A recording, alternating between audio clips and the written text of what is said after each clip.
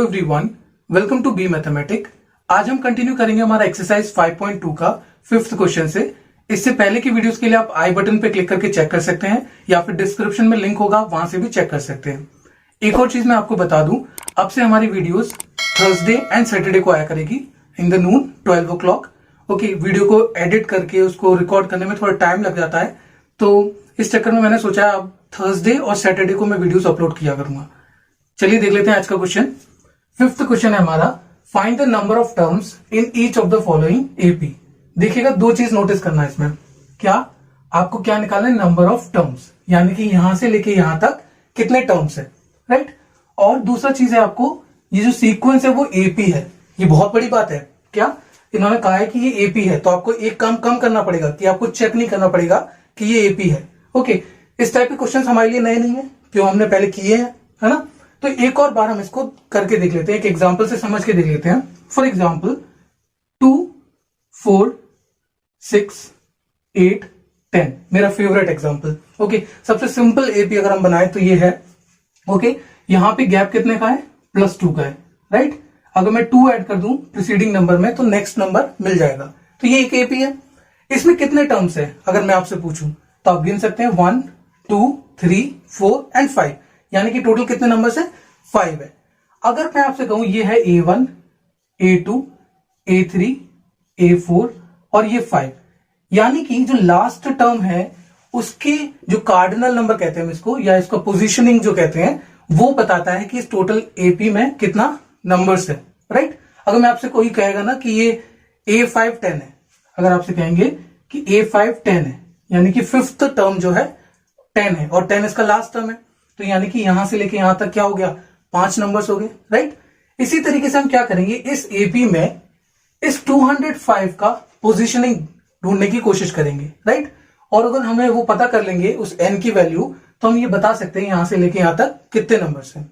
चलिए देख लेते हैं। एपी है आपके पास 7, 13, 19 सो ऑन टिल 205। ओके, अब देखिएगा, क्योंकि हम ये चेक नहीं करना कि ये एपी है तो हम बस बता देते हैं। ए है आपका 7, डी कैसे निकालते हैं हम? A2 माइनस A1, जो कि हो जाएगा 13 minus 7 which is equal to 6, right. तो आपको ए पता है और डी पता है। अब देखिएगा, मैंने बताया था जब भी आपको ये पता करना हो कि टोटल नंबर्स कितने हैं, इसमें टर्म्स कितने हैं, तो आप लास्ट टर्म को क्या मान लेंगे? an मान लेंगे। तो देखिएगा, let an is equal to 205, क्योंकि ये हमने अज्यूम कर लिया कि लास्ट टर्म क्या है उसका? 205। अब हम क्या करेंगे? जनरल टर्म का फॉर्मूला लगाएंगे। तो देखिएगा, जनरल टर्म का फॉर्मूला होता है a plus n-1 into D is equal to, ये तो 205 रहेगा। अब जो जो वैल्यूज आपको पता है उसको पुट कर दीजिए। तो देखिएगा, a की वैल्यू पता है 7 है, पुट कर दीजिए, प्लस n-1, ये आपको निकालना है n, इंटू डी कितना है? 6। बहुत ही सिंपल होता है एपी, अगर आप इसको अच्छे से समझ पाए हैं तो। अगर आप याद करने की कोशिश कर रहे हैं तो नहीं हो पाएगा, ठीक है। अगर कोई दिक्कत है आपको, कोई भी छोटी सी प्रॉब्लम हो तो मुझसे पूछ लीजिएगा। अब देखिएगा, सॉल्व करते हैं, बेसिक सॉल्व ही तो करना है इसको। एक काम कर लेते हैं, 6 को अंदर मल्टीप्लाई कर देते हैं, 6n-6 इज इक्वल टू 205। 7 में से 6 जाएगा तो 1 बचेगा, तो आपके पास आ गया 6n-1 is equal to 205। Okay, और ये 1 यहां माइनस हो रहा है, वहां जाएगा तो प्लस हो जाएगा, तो आपके पास आएगा 6n इज इक्वल टू, एक सेकंड, 7 माइनस 6 यानी कि प्लस का 1 आएगा। ओके, क्योंकि 7 बड़ा है और 1 वहां जाएगा तो माइनस हो जाएगा, तो आपके पास हो जाएगा 204, राइट। ध्यान दीजिएगा इसको। अब हम क्या करेंगे, इस 6 को उस तरफ भेज देंगे तो क्या आएगा? डिवाइड हो जाएगा वहां पे, है ना। देखिएगा, n is equal to 204 upon 6, right. इसको सॉल्व कर लेते हैं। देखिएगा, 6 से ही काट देते हैं। देखिए, ये 2 से भी जा रहा है और 3 से भी डिविजिबल हो रहा है, यानी कि वो 6 से डिविजिबल होगा। आई होप आप जानते होंगे 6 का डिविजिबिलिटी टेस्ट। तो 6 3s are 18 and 6 4s are 24, यानी कि n की वैल्यू हो गई 34। आप कह सकते हैं कि जो 200 टर्म है, 205 है, ये 34th टर्म है, राइट। A34 जो है वो 205 है, यानी कि यहां से लेके यहां तक कितने नंबर्स हो गए? 34 हो गए। तो ये आपको बताएगा कि there are 34 terms in the AP. बहुत ही सिंपल कॉन्सेप्ट है। क्या करना है आपको, लास्ट टर्म को an मानना है और n की वैल्यू निकालनी है। ओके, n की वैल्यू जो आएगी वही बताएगा आपको कि यहां से लेके यहां तक कितने टर्म्स है। अब हम देख लेते हैं सेकंड पार्ट, इसका सेकंड पार्ट देख लेते हैं। सेकंड पार्ट में आपका एपी है 18, 15 1/2, 13 सो ऑन, और लास्ट टर्म है आपका माइनस का 47।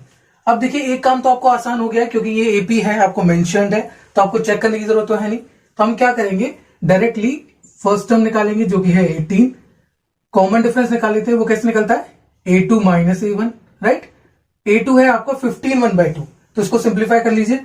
15 2 30 and 30 plus 1 31, right, upon 2 minus a1 है आपका 18, इसको आप सिंप्लीफाई करेंगे एलसीएम लेके, तो आपके पास आएगा 31 माइनस 36, राइट, ये हो जाएगा माइनस का 5/2। तो आपको फर्स्ट टर्म पता चल गया, कॉमन डिफरेंस पता चल गया। अब आपको क्या करना है, लास्ट टर्म को an मानना है ना। तो देखिएगा, let an is equal to minus 47। Okay, यहां पे वैल्यू जो फॉर्मूला है वो पुट करेंगे, a plus n minus 1 into D is equal to minus 47। अब जो जो वैल्यूज आपको पता है वो पुट कर दीजिए। तो देखिएगा, a की वैल्यू है 18, n आपको पता नहीं है, d की वैल्यू है माइनस का 5/2, okay, is equals to minus 47। अब देखिएगा, इसको अंदर भेजने से बढ़िया हम एक काम करेंगे, इस तरफ ही ले जाते हैं। 18 यहां प्लस हो रहा है, वहां जाएगा तो माइनस हो जाएगा, तो आपके पास बचेगा n minus 1 into minus 5/2, right, is equals to minus 47 minus 18।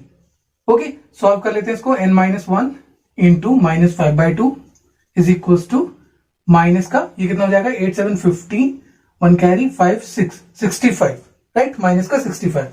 अब देखिएगा, ये 2 यहां डिवाइड हो रहा है, वहां जाएगा तो मल्टीप्लाई हो जाएगा, और 5 यहां पे मल्टीप्लाई हो रहा है, वहां जाएगा तो डिवाइड हो जाएगा। तो आपके पास बचेगा n minus 1 is equals to minus 65 into 2 upon minus 5। Okay, simplify कर लेते हैं। देखिए, माइनस से माइनस नहीं काट देंगे आप, 5 13 65 and n minus 1 is equals to 13 2 26। अब देखिएगा, n की वैल्यू कितनी हो जाएगी, ये 1 वहां जाएगा तो प्लस हो जाएगा, तो आपके पास आ गया 27। यानी कि ये जो 47 है, माइनस का 47, ये कौन सा टर्म है, 27th टर्म है। इसका मतलब क्या हो गया, इसका मतलब है there are 27 terms in the AP. Okay, इसमें 27 टर्म्स हैं इस एपी में। आई होप आपको समझ में आ रहा होगा। अब हम देख लेते हैं सिक्स्थ क्वेश्चन को। सिक्स्थ क्वेश्चन देख लेते हैं, check whether minus 150 is a term of the AP 11 8 5 2 and so on. देखिए, सबसे पहले आपने क्या नोटिस किया होगा, आपने देखा होगा ये जो सीक्वेंस है वो एपी है ना। तो आपको पता है कि ये एपी है, तो आपको चेक करने की जरूरत तो है नहीं। दूसरी चीज, आपसे ये पूछ रहा है कि माइनस 150 क्या इस एपी का टर्म है कि नहीं, इसमें कोई भी ऐसा टर्म है जो माइनस 150 होगा। तो ये ऐसे चेक करने के लिए हम क्या करते हैं, जो भी आपसे पूछा उसको हम क्या मान लेते हैं, an मान लेते हैं। ओके, हमें नहीं पता, कोई एक टर्म मान लेते हैं कि फॉर एग्जाम्पल हम एज्यूम कर लेते हैं कि माइनस 150 anth टर्म है। ओके, और हम क्या करेंगे, उसको जनरल टर्म का फॉर्मूला लगा के n की वैल्यू निकालेंगे। अगर n की वैल्यू दो चीजें आती हैं, जैसे मान लीजिए अगर नेगेटिव आती है तो ये जो टर्म है वो एपी का नहीं होगा, पहले बताया था मैंने आपको, है ना। और अगर n की वैल्यू फ्रैक्शनल आ जाए, कैसी आ जाए, फ्रैक्शनल आ जाए, तो वो भी एपी का टर्म नहीं होगा। यानी कि ये दो वैल्यू छोड़ के कोई भी वैल्यू आ जाए n की, तो इसका मतलब वो उसका टर्म होगा। तो हम चेक कर लेते हैं। तो पहले देखिएगा, हमारा फर्स्ट टर्म है 11, ओके, और d निकालेंगे हम common difference, a2 minus a1, यानी कि 8 माइनस 11 कितना हो जाएगा, माइनस का 3। ओके, फिर क्या बताया था मैंने, जो भी टर्म आपको निकालना है कि ये इसका टर्म है या नहीं, तो उसको आप an को एज्यूम कर लीजिए। Let an is equals to minus 150। Okay, अब हम क्या करेंगे, जनरल टर्म का फॉर्मूला लगाएंगे। तो वो क्या होता है, a plus n minus 1 into D is equals to minus का 150। ओके, अब देखिएगा, a की वैल्यू है आपको पता है यहाँ पे 11, n की वैल्यू में निकालना है माइनस 1 इंटू डी की वैल्यू है माइनस का 3 is equals to minus 150। Okay, solve कर लेते हैं, आपकी मर्जी, आप कैसे भी सॉल्व कर सकते हैं। मैं -3 को अंदर मल्टीप्लाई कर दे रहा हूं, तो ये हो जाएगा -3n +3 is equal to -150। Okay, अब देखिएगा 11 + 3 14 हो जाएगा, तो आपके पास आ गया -3n + 14 इज इक्वल टू -150। 14 यहाँ प्लस हो रहा है, वहां जाएगा तो माइनस हो जाएगा, तो आपके पास आएगा -3n इज इक्वल टू -150 -14। कितना आएगा देखिएगा, -3n इज इक्वल टू 150 में 14 क्या हो जाएगा, ऐड हो जाएगा, तो आपके पास आएगा 4 6 and 1 माइनस का 164। ओके, अब देखिएगा n की वैल्यू निकालनी है, तो ये -3 वहां पे जाएगा तो क्या हो जाएगा, डिवाइड, तो आपके पास आएगा -164 अपॉन -3। ओके, अब देखिए माइनस से माइनस कैंसिल हो गया। आप देख सकते हैं ये जो 3 से डिवाइड नहीं होगा, 164 जो है वो 3 से डिवाइड नहीं होगा। कैसे देखिएगा, 1 + 6 7, 7 + 4 11, यानी कि जो सम आ रहा है वो 3 से डिविजिबल नहीं है। आपको पता होगा इसकी डिविजिबिलिटी कैसी होती है 3 की। देखिए फॉर एग्जांपल 165 एक नंबर है, आपको ये चेक करना है बिना डिवाइड करे कि ये 3 से डिविजिबल होगा या नहीं, तो आप क्या करेंगे, इनके डिजिट्स को ऐड कर दीजिए, यानी 1 + 6 + 5। ओके, तो कितना आएगा देखिए, 1 + 6 7, 7 + 5 12। अगर जो सम है वो आपकी 3 का मल्टीपल है, यानी 3 की टेबल में आता है, तो इसका मतलब ये जो नंबर है वो 3 से डिविजिबल हो जाएगा। ओके, इसी तरीके से देखिएगा 164 को, ये कितना आ रहा है, 1 + 6 + 4 कितना हो जाएगा, 10 + 1 11। 11 3 का मल्टीपल है क्या, नहीं ना, तो इसका मतलब ये इससे डिवाइड नहीं होगा, यानी कि आपकी वैल्यू कैसी आ रही है, फ्रैक्शनल। इसका मतलब क्या हुआ, इसका मतलब हुआ कि जो -150 है वो इस एपी का टर्म नहीं है, राइट। अब देखिएगा, since n is not a positive integer, क्योंकि n की वैल्यू पॉजिटिव इंटीजर नहीं है, ओके, पॉजिटिव इंटीजर नहीं है, देयरफॉर -150, ये जो है ना -150 is not a term of this AP, इस एपी का ये टर्म नहीं है। आई होप आपको ये समझ में आया होगा। 7th क्वेश्चन देख लेते हैं, काफी अच्छा क्वेश्चन है, देखिएगा इंपॉर्टेंट क्वेश्चन है। Find the 31st term, okay, 31st term आपको निकालना है of an AP whose 11th term is 38, 11th term आपको दे रखा है 38 and the 16th term is 73, 16वां टर्म आपको 73 दे रखा है। तो इस टाइप के क्वेश्चंस के लिए या फिर मैथ्स के कोई भी क्वेश्चन के लिए आप क्या करते हैं, सबसे पहले जो गिवन है उसको लिख लीजिए, यानी 11th टर्म दे रखा है आपको 38, यानी कि इसको हम लिखेंगे कैसे, A11 is equal to 38, right, ये हो जाएगा। और देखिए 16th टर्म 73 है, यानी ये हो जाएगा A16 is equal to 73। Okay, और फाइंड क्या करना है आपको, 31st टर्म A31 आपको निकालना है। तो जो गिवन है आप उसको यूज करेंगे, राइट। तो देखिएगा A11, उससे पहले देखिएगा आपको पता है कि यहां जनरल टर्म का फॉर्मूला लगेगा, यहां भी लगेगा, तो 2 बार लिखने की जगह हम क्या करेंगे, एक ही बार मेंशन कर देते हैं। तो देखिएगा general term of an AP